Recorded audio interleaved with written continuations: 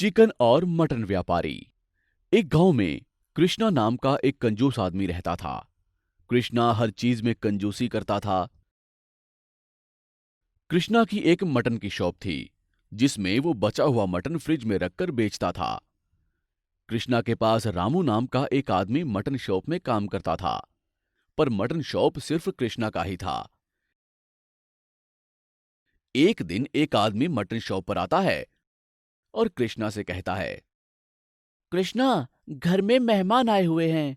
अच्छा और ताजा मटन 2 किलो बांध दो। जी जरूर, सब ठीक है ना भाई? हाँ हाँ, सब ठीक है। कृष्णा इतने में अपने नौकर से धीरे से कहता है, रामू, फ्रिज में मटन रखा हुआ है, वो निकाल कर चुपके से टेबल पर रख दे। अगर मैं निकालूंगा तो इस बंदे को शक हो जाएगा। रामू मन ही मन सोचता है, वो 2 दिन का मटन है। उस आदमी के घर में मेहमान आए हुए हैं। अगर वो इस मटन को खाएंगे तो बीमार हो जाएंगे। गधा कहीं का, नालायक कहीं का। मन ही मन कोसते हुए वो मटन निकालकर टेबल पर रख देता है। कृष्णा उस मटन को पैक करके उस आदमी को दे देता है। वो आदमी, क्यों कृष्णा, मटन ताजा है ना?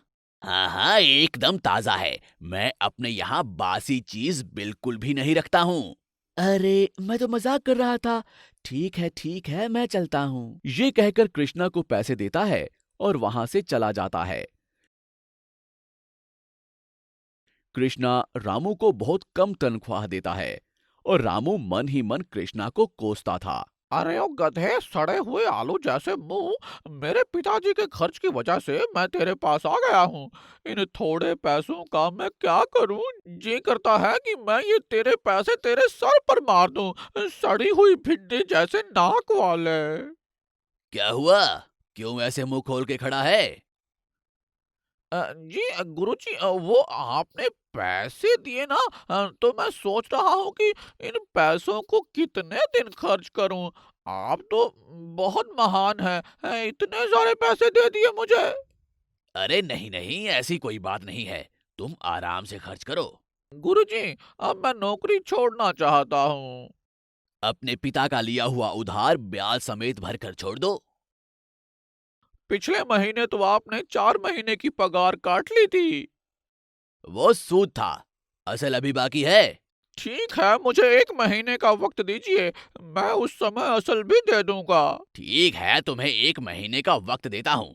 अगर तुमने इस महीने सारा कर्जा नहीं चुकाया तो तुम्हें मेरे पास पूरी जिंदगी नौकरी करनी पड़ेगी। ठीक है मालिक। ये कहकर रामू वहां से चला जाता है। अरे, इस गांव में सिर्फ कृष्णा अकेला ही मटन बेच रहा है। क्यों ना मैं भी मटन और चिकन दोनों का दुकान खोल लूं और उस सड़े हुए टमाटर के मुंह पर पैसे मारूं। ये सोचकर वो मुखिया के पास जाता है और उन्हें सारी बात बताकर मुखिया से थोड़े पैसे लेता है और चिकन मटन का शॉप खोलता है और एकदम ताजा मटन चिकन बेचकर बहुत कम समय में कृष्णा और मुखिया का सारा कर्जा दे देता है। गांव के लोगों को भी रामू का चिकन और मटन बहुत पसंद आता है। कृष्णा को अपनी दुकान पर किसी को ना पाकर अपनी गलती का एहसास हो जाता है और वो जाकर रामू से माफी मांगता है।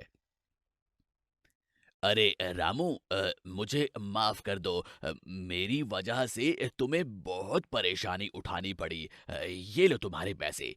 तुम्हारे पिताजी का कर्जा बहुत पहले ही पूरा हो चुका था, लेकिन मैं लालच में आ गया था और तुमसे काम करवाता रहा। मुझे माफ कर दो रामू। अरे कोई बात नहीं सर जी, आप ही के कारण तो मैं यहाँ दुकान लगा पाया हूँ। ये कहकर दोनों एक दूसरे के गले मिलते हैं। आपको हमारी ये कहानी कैसी लगी हमें कमेंट बॉक्स में जरूर बताएं। और यदि आप ऐसी ही और भी कहानियां सुनना चाहते हैं तो हमारे चैनल को सब्सक्राइब करना ना भूलें। शुक्रिया।